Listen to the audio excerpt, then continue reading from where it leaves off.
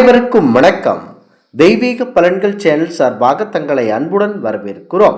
இன்று நம் காணொளியில் காண விரும்புவது, உங்கள் குல தெய்வத்தை ஒரு முறை இப்படி வழிபடுங்கள், உங்களுடைய பிரச்சனைகள் பஞ்சாய் பறந்து போகும் என்பதை பற்றி இந்த காணொளியில் பார்க்கலாம். வாருங்கள் காணொளிக்கு செல்லலாம். மறக்காமல் ஒரு சப்ஸ்கிரைப் செய்யவும். நீங்கள் எந்த சூழ்நிலையிலும் இருந்தாலும் சரி, உங்கள் குலதெய்வ கோயிலுக்கு இந்த பொருளை வாங்கி கொடுத்து அபிஷேகம் செய்யுங்கள். நிச்சயமாக நீங்கள் இருக்கக்கூடிய நிலையில் இருந்து அடுத்த நிலைக்கு முன்னேறி விடுவீர்கள் என்பது ஐதீகமாகும். கஷ்டத்திலிருந்து மேல் கஷ்டம் வந்து கவலையில் இருக்கின்றவர்கள் உங்கள் குலதெய்வத்தை மனமுருங்கி கும்பிடுங்கள். துன்பம் தொலைந்து போகும். இப்போ மகிழ்ச்சியாக இருப்பீர்கள். நீங்கள் எந்த நிலையில் இருந்தாலும் உங்களின் வளர்ச்சி மளமளவென அதிகரிக்க கண்டிப்பாக தொடங்க குலதெய்வ வழிபாடு முக்கியம். சிலர் தினக்கூலி வேலைக்கு செல்வார்கள். சிலரோ வார சம்பளம் வாங்கி காலம் கடத்துவார்கள். நடுத்தர குடும்பத்தை சேர்ந்தவர்கள் மாத சம்பளம் வாங்குவார்கள். எவ்வளவு வருமானம் வந்தாலும் சிலர் கையில் பைசா தங்காது. சம்பாதிக்கும் பணம் மொத்தமும் கைக்கு வாய்க்குமே சரியாக இருக்கும். இதற்கு காரணம் கஷ்டம் அவர்களை விடாமல் துரத்தி கொண்டே இருப்பதுதான். உங்கள் கஷ்டங்களை தீர்க்க காவல் தெய்வம் ஒன்று உண்டு என்றால் அது உங்கள் குலதெய்வம் மட்டுமே. குலதெய்வத்தை மறக்காதவர்களுக்கு எந்த கஷ்டங்கள் வந்தாலும் சூரியனை கண்ட பனி போல விளங்கிவிடும். மாசி மகா சிவராத்திரி, பங்குனி உத்திரம் நாட்களில் மட்டுமே குலதெய்வத்தை கும்பிட வேண்டும் என்பதில்லை. வாரம் ஒரு முறை உங்கள் குலதெய்வ கோயிலுக்கு இந்த பொருளை வாங்கி கொடுத்து அபிஷேகம் செய்யுங்கள். நிச்சயமாக நீங்கள் இருக்கக்கூடிய நிலையிலிருந்து அடுத்த நிலைக்கு சீக்கிரமே முன்னேறி விடுவீர்கள். உங்களுடைய குலதெய்வம் எந்த தெய்வமாக இருந்தாலும் அந்த தெய்வத்திற்கு வாரம் ஒரு முறை தாமரை பூ வாங்கி கொடுத்து அர்ச்சனை செய்ய வேண்டும். ரொம்பவும் வறுமையில் இருப்பவர்கள் மாதம் ஒரு தாமரை பூவை மட்டுமாவது உங்களுடைய குலதெய்வத்திற்கு வாங்கி கொடுத்து அந்த தாமரை பூவினால் அர்ச்சனை செய்ய வேண்டும்.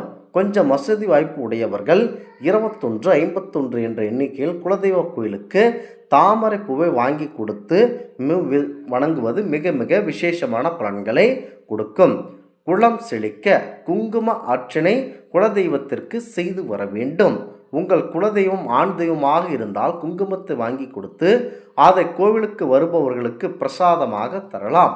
வாழ்க்கையில் முன்னேற வேண்டும் என்ற மனதார பிரார்த்தனை செய்து கொண்டு மேலே சொன்ன 2 விஷயங்களை பின்பற்றுங்கள். அனைத்தும் உங்களுக்கு நல்லபடியாக நடக்கும் என்பது நம்பிக்கை. வாரத்திற்கு ஒரு நாள் தாமரை பூ வாங்கி கொடுத்தால் அடுத்த வாரம் ஒரு நாள் குங்குமப்பூ வாங்கி கொடுக்கலாம். இப்படி மாற்றி மாற்றி 2 பொருட்களையும் தொடர்ந்து குலதெய்வ கோயிலுக்கு வாங்கி கொடுக்கும்போது உங்களுடைய குடும்பத்தில் ஏற்பட்டு இருக்கும் வறுமை ஓடிப்போகும். எத்தனை நாட்கள் இந்த பரிகாரம் செய்ய வேண்டும் என்பதெல்லாம் இல்லை. உங்களின் வசதிக்கேற்ப இந்த வழிபாட்டினை செய்து பாருங்கள். கண்டிப்பாக உங்களுக்கு நல்ல பலன் கிடைக்கும் என்பது நம்பிக்கையாக இருக்கிறது. முக்கியமாக குலதெய்வத்தை மாபெரும் தெய்வம் என்றே சொல்வார்கள். நாம் ஒவ்வொருவரும் ஒவ்வொரு விஷயத்திற்காக அனுதினமும் போராடி கொண்டிருப்போம். அப்படி போராடி கொண்டிருக்கும் விஷயங்கள் பலம் சரியாகத்தான் இருக்கிறதா என்பது நமக்கு தெரிவதில்லை.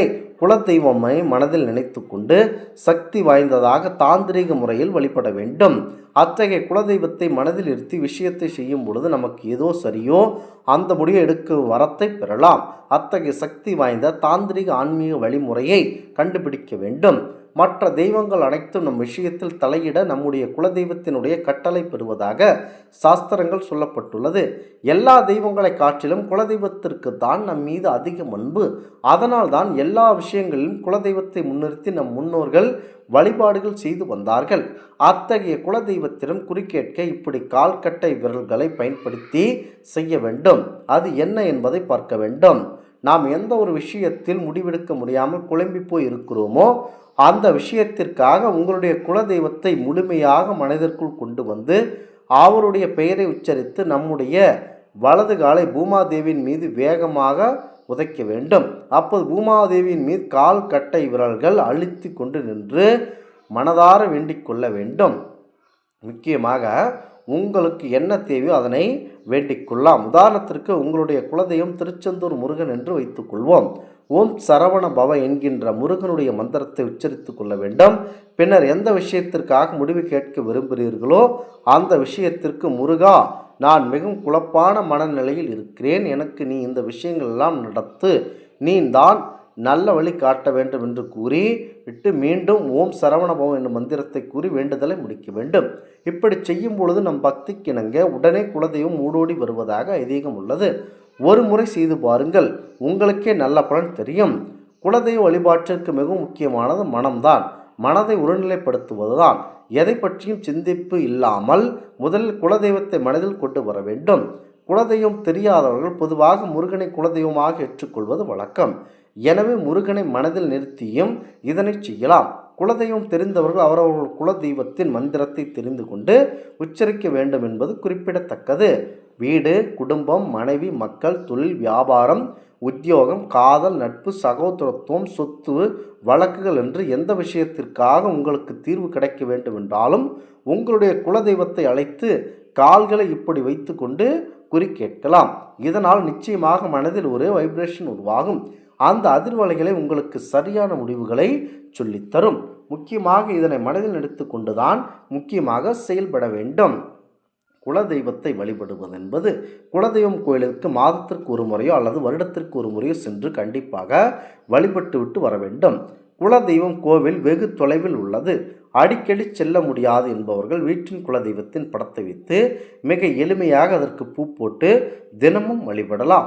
குலதெய்வத்தை வழிபட அனைத்து பிரச்சனைகளையும் அவர் ஒழித்து கொடுப்பார் என்பது ஐதீகமாகும். முக்கியமாக அதுவும் முடியாதவர்கள் இன்னும் எளிமையாக தினம் காலையிலிருந்து குலதெய்வத்தை மனதில் நினைத்து இன்றைய நாள் சிறப்பாக இருக்க வேண்டும், அனைத்தும் நல்லவையாக நடக்க வேண்டும், அருள் செய்ய வேண்டும் என மனதார வேண்டிக் கொண்டு தினசரி பணிகளை செய்வதனால் குலதெய்வத்தின் அருள் கிடைக்கும். குலதெய்வத்தை வழிபடுவதற்கும் குலதெய்வ கோயிலுக்கு செல்வதற்கும் அனைத்து நாட்களும் விசேஷம்தான்.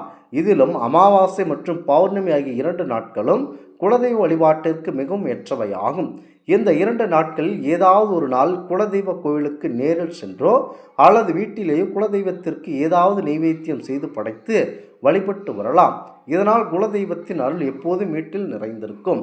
அதேபோல் இந்த 2 நாட்களில் குலதெய்வத்திற்கு நேர்த்திக்கடன் நிறைவேற்றுவதுடன் சிறப்பான பலன் தரும். கிழமை என்று எடுத்துக்கொண்டால் குலதெய்வத்தை வழிபட்டு குலதெய்வத்தின் பரிபூர்ண அருளை பெறுவதற்கு ஏற்ற நாளாக கருதப்படுகிறது. ஞாயிற்றுக்கிழமை மற்றும் வியாழக்கிழமையில் ஒருவேளை உங்களின் குலதெய்வம் சிவபெருமானாகவோ அல்லது சிவனுடன் தொடர்புடைய முனீஸ்வரர் போன்ற தெய்வங்களாக இருந்தால் திங்கட்கிழமையிலும் சென்று வழிபடலாம். முருகனுடன் தொடர்புடைய தெய்வங்களாக இருந்தால் செவ்வாய்க்கிழமையில் சென்று வழிபடலாம். பெருமாளுடன் தொடர்புடைய தெய்வங்களாக இருந்தால் புதன்கிழமை மற்றும் சனிக்கிழமை சென்று வழிபடலாம். அம்பாள் மற்றும் பெண் தெய்வமாக இருந்தால் வெள்ளிக்கிழமைகள் சென்று வழிபடலாம். குலதெய்வ வழிபாடு இதுவரை குடும்பத்தில் செய்தது கிடையாது, குலதெய்வம் தெரியாது, கண்டிப்பாக வழியே இல்லை என்பவர்கள் ஏதாவது ஒரு தெய்வத்தை குலதெய்வமாக ஏற்ற நினைப்பவர்கள் ஆண் தெய்வங்களில் முருகப்பெருமானை குலதெய்வமாக இருக்கலாம். முருகப்பெருமான் வழிபாட்டில் அனைத்து தெய்வங்களுடன் அடங்குவதால் அவரை குலதெய்வமாக ஏற்று வழிபடலாம். பெண் தெய்வமாக குலதெய்வமாக ஏற்ற வேண்டும் என்றால் காமாட்சி அம்மனை குலதெய்வமாக ஏற்றலாம். காமாட்சிக்குள் முப்பெரும் தெய்வங்களும் அடக்கம். 3 தேவன் அம்சமாகவும் விளங்குவோ அவள்தான். ஒருவேளை வைணவ தெய்வ குலதெய்வமாக ஏற்று விரும்பினால் திருப்பதி ஏழுமலையானை குலதெய்வமாக நினைத்து வழிபடலாம். இந்த ஆன்மீக தகவல் உங்களுக்கு பிடித்து இருந்தால் தெய்வீக பலன்கள் சேனலை கண்டிப்பாக சப்ஸ்கிரைப் செய்து கொள்ளவும். மீண்டும் ஒரு நல்லதொரு காணொளியில் உங்களை சந்திக்கிறோம். நன்றி, வணக்கம்.